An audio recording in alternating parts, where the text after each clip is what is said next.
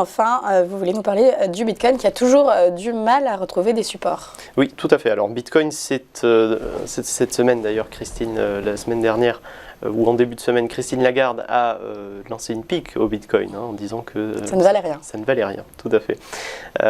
Remarque qui a été largement débattue par la communauté, sur les réseaux notamment. Et le cours du Bitcoin, alors il s'est effondré largement depuis la crise du Luna. Et là, on stagne. Une stagnation assez impressionnante d'ailleurs, puisque c'est un prix qui est très stable. J'étais revenu sur le Bitcoin et j'étais revenu sur ces périodes de 3,14 mois de baisse à chaque fois. Et effectivement, en reportant en jaune sur le graphique, cette période de baisse a commencé justement en début de mois. Et on est en plein dedans.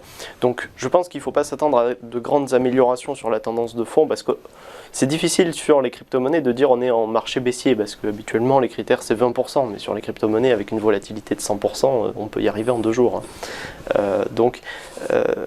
Là, ce qui s'est passé, c'est qu'on a franchi les moyennes mobiles, elles donnent des signaux baissiers. Et donc, je pense que là, on peut dire qu'on est en marché baissier pour le coup, et qu'on ne devrait pas assister à de grandes améliorations avant l'été, je pense. Dans un article pour CoinTribune l'année dernière, j'étais revenu sur le fait que le printemps 2022 serait une zone sensible, notamment à cause des taux, quand on connaît la sensibilité des crypto-monnaies aux taux. Maintenant, on a le support des 29 100 dollars qui est assez important, qui correspond au seuil de Fibonacci de 38,2%, et on est en train aujourd'hui, on s'est posé vraiment sur ce seuil Fibonacci. Il faut rappeler que j'ai dessiné en violet la moyenne mobile à 1400 jours, c'est vraiment la moyenne longue à 4 ans.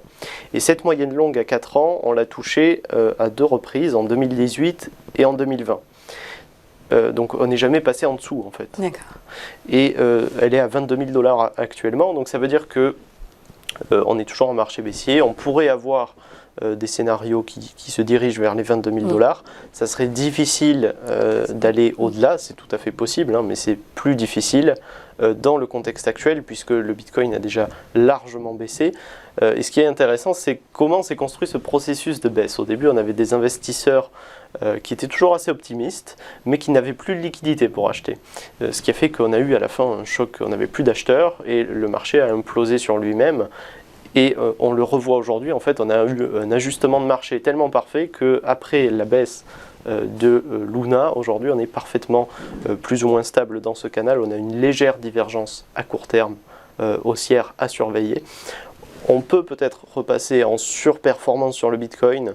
On est en sous-performance depuis un long moment. Encore une fois, on est dans une tendance de fond baissière. Mais on peut avoir des premiers signaux qui commencent à se dessiner. On a des premiers repères de niveau de prix qui sont assez intéressants. Les résistances, ça serait déjà les 30 000 dollars et puis les 31 200 dollars qui sont des seuils importants pour confirmer une accélération haussière, même si pour l'instant on n'en est pas là, on est plutôt dans une logique de protection dans un contexte de baisse.